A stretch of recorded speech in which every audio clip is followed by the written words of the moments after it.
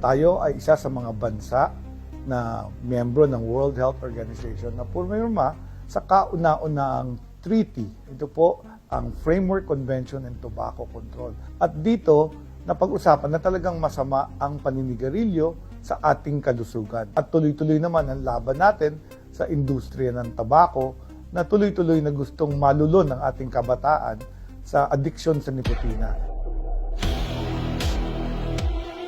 We know sa health sector na masama ang tobacco smoke sa ating mga katawan. Iba't ibang sakit, cancer, alta presyon, baga, at kung ano-ano pa na nakukuha sa addiction sa nikotina ng tobacco. Ngayon, nagbago yung sitwasyon, lumabas naman yung tinatawag na e-cigarette or yung vaping, and chemicals na ang nilagay. Yung iba, nikotina pa rin. Yung iba, sinasabi, safer ang vape than cigarette smoking. Ang lumalabas ngayon sa siyensya, sa agham at sa pananaliksik ay mas masama pa pala itong vaping. Kasi nga, madaming ibang chemicals na nagkakos ng iba't ibang epekto sa katawan, kagaya ng e-valley or e-cigarette and vape-associated lung injury. At may ebidensya dito. At meron na rin tayong kaso sa Pilipinas na namatay at the age of 26. Nag-umpisa siya mag-vape at 14 at namatay siya ng heart attack. And it was written by the doctors at pinublish sa International Medical Journal, the first death of vaping. And then the other practice, itong vape industry, ina-advertise sa ating mga kabataan, nilalagyan ng candy flavors, magagandang kulay.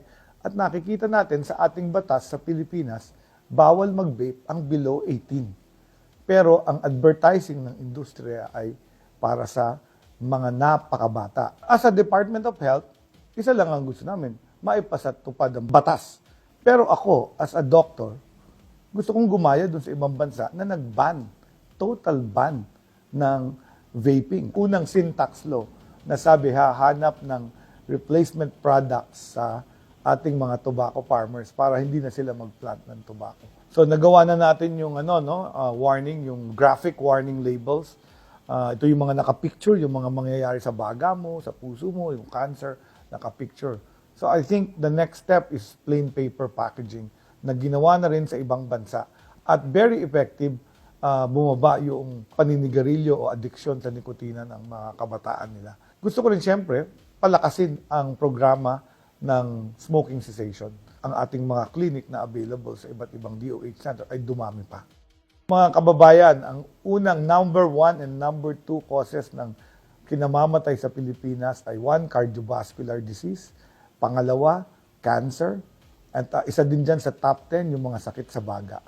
Lahat po ditong tatlong sakit na to makukuha sa paninigarilyo at pagbe-vape. Kung gusto nating mawala ito sa listahan ng causes of death ng ating mga kababayan, huwag na po tayong manigarilyo at huwag na rin tayo mag-vape.